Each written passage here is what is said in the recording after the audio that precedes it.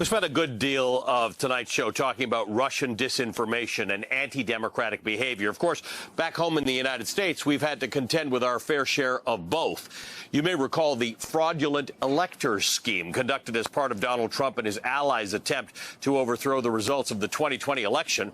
Trump allies in at least 7 states, won by President Biden, signed election certification documents falsely declaring themselves the real electors, even though they weren't. That fake elector plot, overseen by Trump campaign officials, including Rudy Giuliani, is now being investigated by the Justice Department. At least 8 of the 84 Republicans who signed their names falsely listing themselves as electors were elected office holders. One of those elected officials was Kelly Rue. She's an alderperson for a town in Wisconsin, though she won't be for much longer.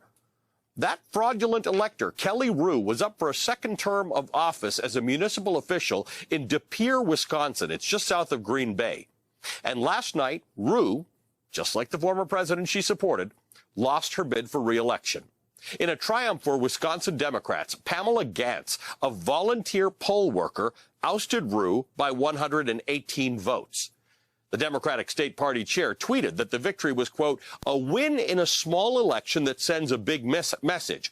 If you try to undermine Wisconsin's democracy, you will be held accountable. Voters like democracy.